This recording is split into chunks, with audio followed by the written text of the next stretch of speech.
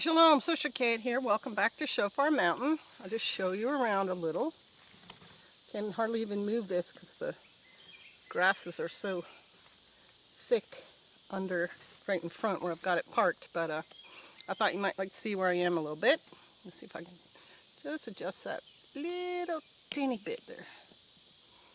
Okay, so what I'm talking to you about today is called the Battle of Spion Kop. Now, if you're saying to me, Sister Kate, Spion Kop does not sound like American, you're right, Spion Kop is not. Spion Kop was a battle fought during the Boer War in the beginning of the 1900s.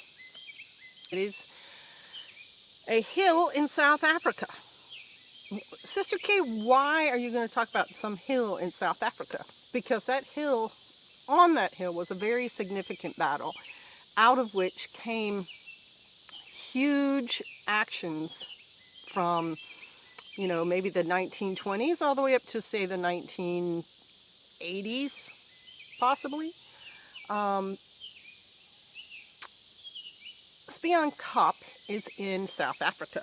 It is one of a set of 3 hills. And in the early 1900s, the Boer War started with a battle, a couple of smaller skirmishes, but this was the first big battle where the Boer army and the British army stood toe-to-toe and had a big fight. And at the time, the Boers were, approximately 10,000 soldiers. I don't know if there are actually that many at this battle, but the Boers were not an army that was organized in any way. It was simply Boers who decided they needed to fight, and so they would all ride together, and then they would vote on a guy who would lead them.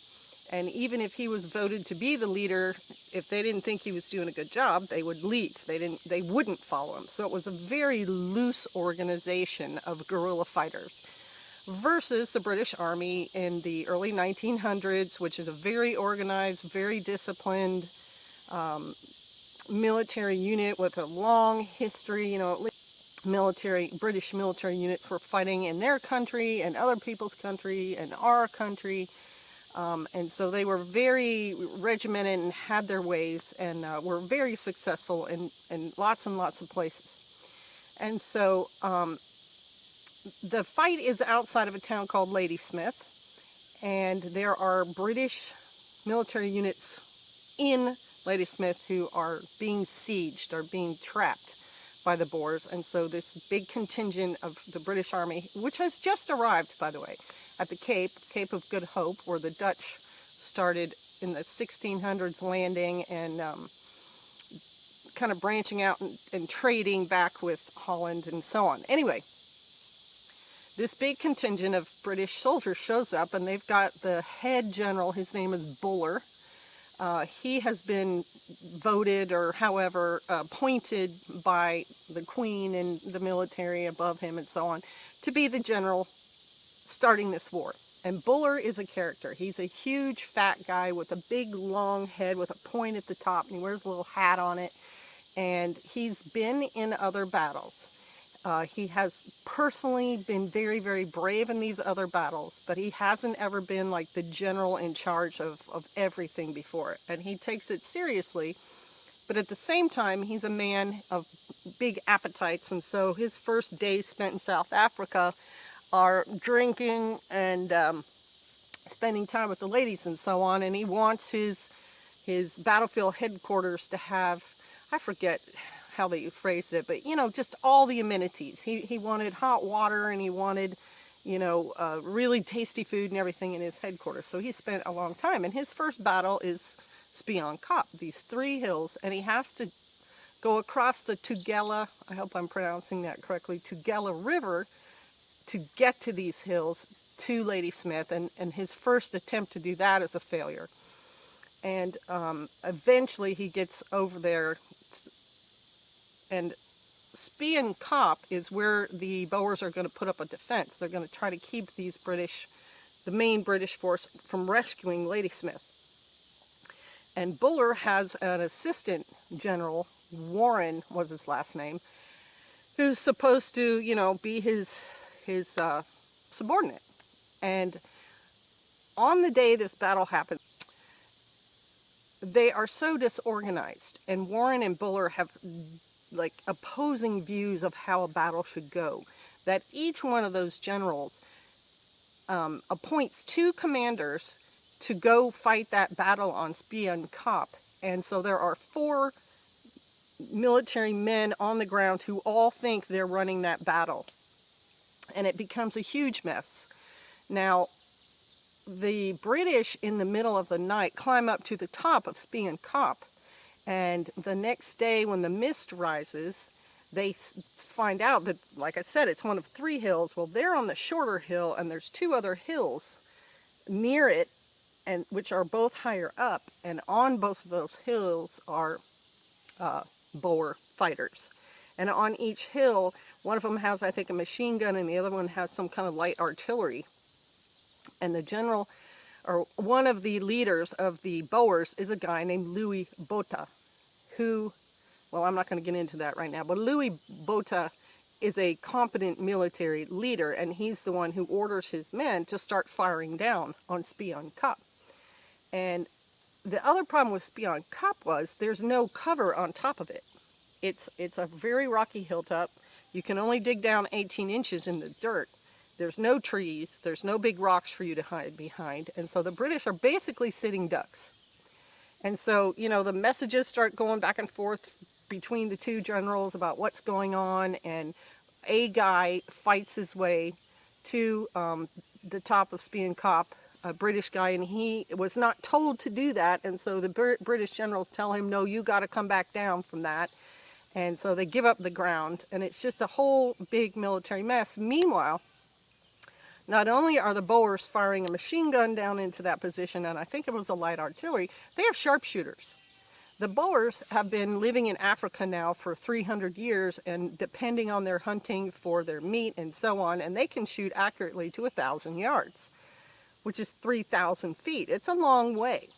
And so they start shooting, their sharpshooters start shooting these British soldiers, and lots of the dead bodies found later were shot right through the temple. That's a heck of a shot. And so they're basically sitting ducks, and because of incompetence and just bad military planning and so on, the Boers win that battle. Now, if you know anything about the Boer War, eventually the Boers lose and Britain takes over South Africa, at least for a while. But many momentous things come out of that battle. First of all, gold is discovered by the Boers in the areas that they have claimed of South Africa. And they become a very rich people for a while. And their Krugerrand is one of the main gold coins, at least was for a long time, for any kind of international currency trading and stuff like that. It was just a very valuable coin. Like I said, Louis Botha was one of the Boer leaders. He ended up becoming the prime minister of South Africa for like 40 years. Great, stable government. He figured out he didn't have to fight the British, that they could come to some kind of agreement. Wonderful thing, wonderful leader. Another person who was present at Spion Kop was a young, brash British journalist who ended up running messages up and down Spion Kop during the battles. His name was Winston Churchill. Now, I know you know who Winston Churchill is. You know that he later became the prime minister of his country during World War II and was pivotal in his country not being taken over by the Nazis, and his leadership, paired with our country's leader, Franklin Roosevelt, is what was the power behind that, the Allies during World War II, because the only other main leader in that alliance was Stalin, the communist from Russia. So Churchill and Roosevelt had a very tight relationship, and they were in constant communication with each other during World War II. So that young brash journalist on Spion Kop, who was running messages up and down and seeing how incompetent his army was and how his leadership was doing a bad job and how all these British soldiers were dying. I think they said 1,800 people in that one battle were killed on top of that hill. Might have been more, but it was a huge number. He saw that, and it probably made an impression on him. And he, later becomes the prime minister. And there's a third person. There's actually 4 people, but the third person who's present at Spion Kop, and is his impressions there flavor who he becomes later, and he becomes prime minister of his country, is a young ambulance bearer, a skinny little guy with big eyes, who's also a lawyer, named Mahatma Gandhi. There we go.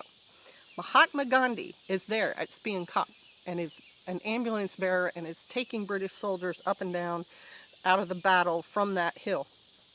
He and several other Indian people or Hindu people, whatever they prefer to be called these days, he's convinced those followers of his that the British will begin to see them as something other than just people who are worthy of being servants if they prove their worth. And so that's why they're out there being the ambulance and stretcher bearers.